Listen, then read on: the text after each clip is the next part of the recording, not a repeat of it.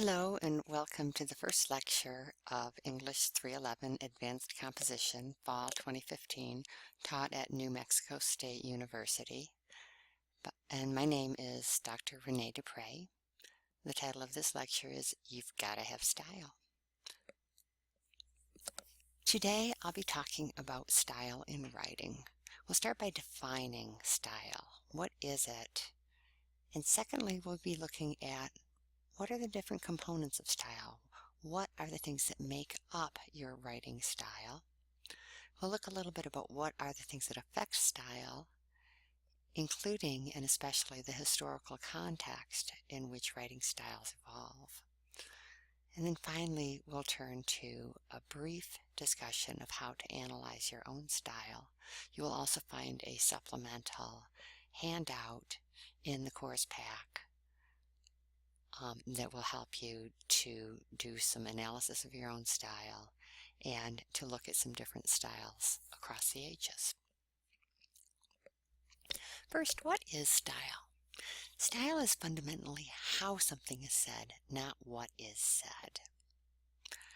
We've all heard somebody say thank you in multiple different ways.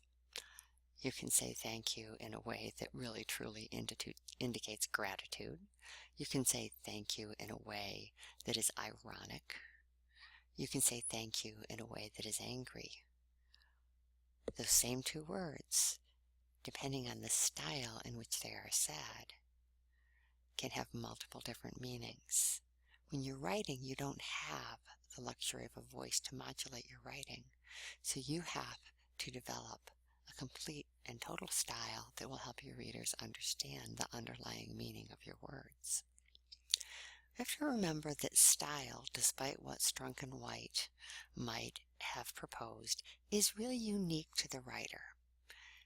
It's an important part of your voice as a writer. That's not to say that style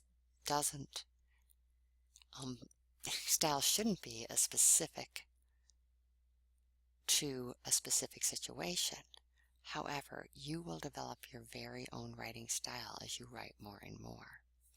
Style should be used deliberately. It is a conscious choice. You use style deliberately to convey your mood, feeling, and even the unspoken message that lies beneath your words. We need to remember that style is related to your audience and your purpose.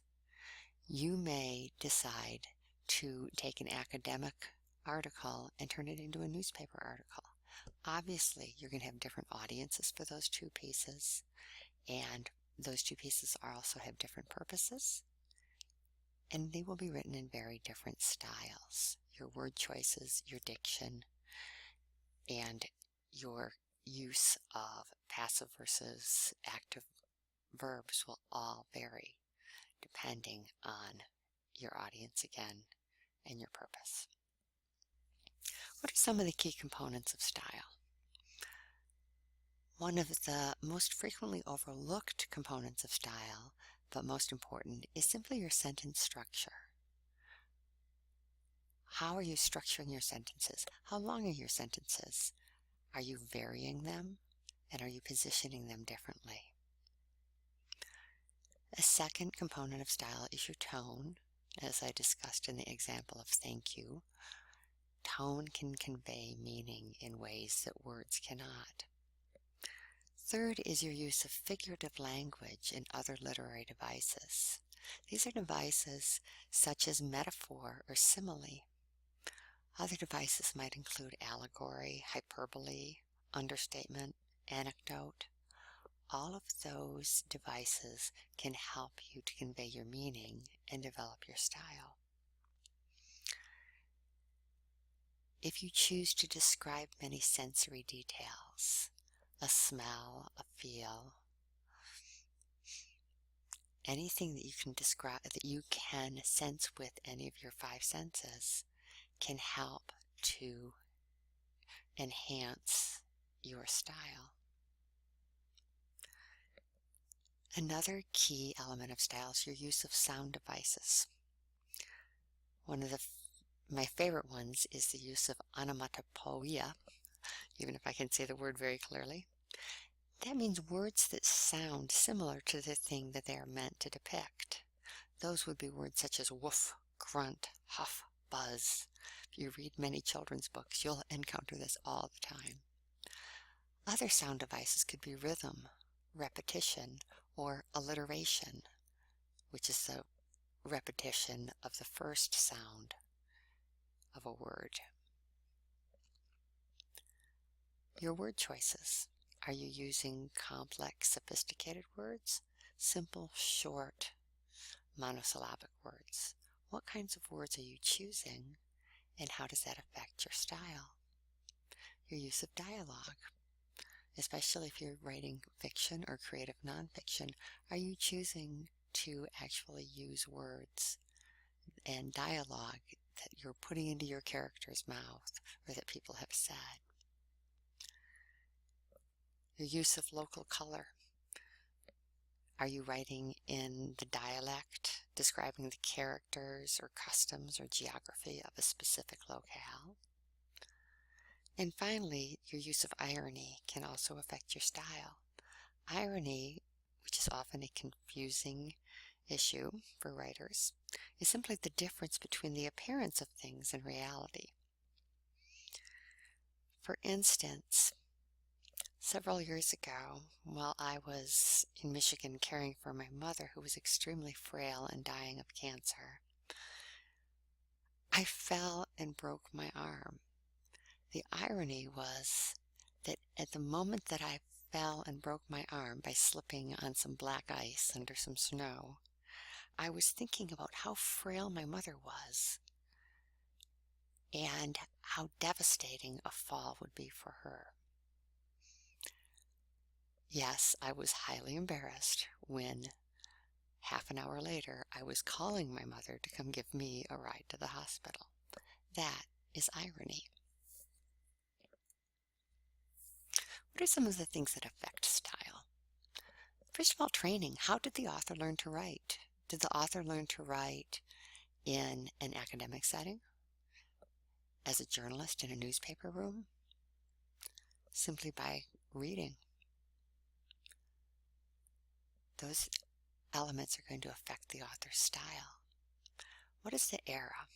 I've posted online a short piece with some excerpts from these three writers. Thoreau, who wrote in 1854, Walden, that famous treatise. John Ruskin, writing in 1938.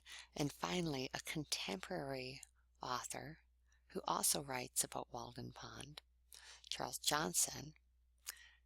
The essay I found, there's a hyperlink in the document to the entire essay. Could not find a date, but it was written within the last 20 years. So with those three examples, you can see major changes in the use of words, sentence structure, diction, all of the things that create a style. A political context can also affect your word choice, attitude, sentence length, the use of adverbs. Who is the intended audience, and how is the work going to be published? Is it a newspaper, an academic paper, an essay, a magazine? Where is this work going? Is it a technical report? Again, that's all going to affect your style. A little bit more in the historical context of style, and specifically, I'm going to talk about Strunk and White, who were two men who lived early in the 1900s and wrote that treatise, which I have shared with you as well, which has been used by generation after generation of aspiring writers. Strunk wrote in 1918. It was shortly after World War I, when the world had seen more chaos and more destruction than ever thought possible. Strunk proposed that style must be neat, nice, and orderly. Perhaps Strunk was trying to make sense out of chaos. White, that would be E.B. White of Charlotte's Web fame, wrote in 1950. Again, he was writing after World War II, another devastating worldwide event of terror, disruption, loss of meaning.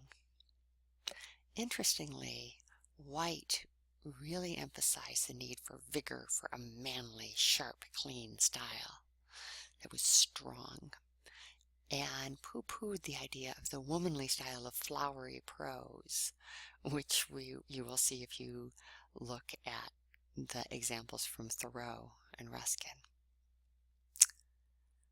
I propose that with that he was also rejecting the image of Rosie the Riveter, the strong woman, who was also clean, and strong, but flowery at the same time. These two men's work have influenced the style of many writers and caused a lot of angst.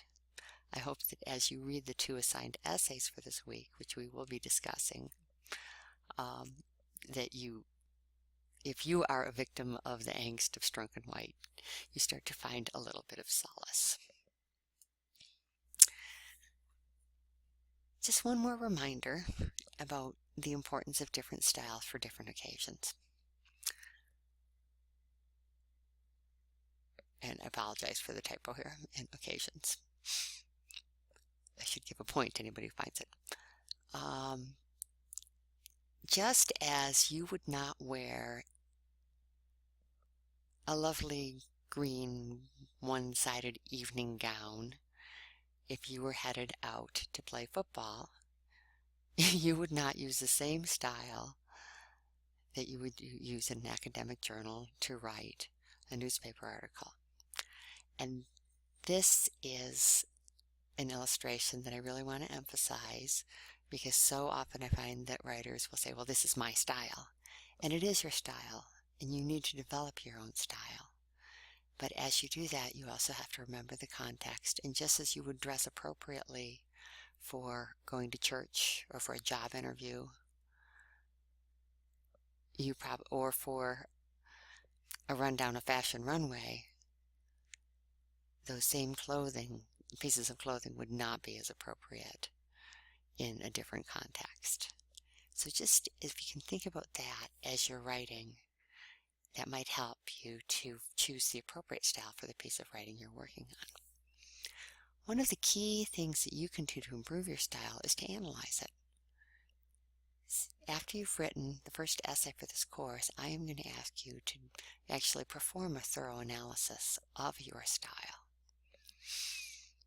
The first thing I'm going to be asking you to look at is your sentence length.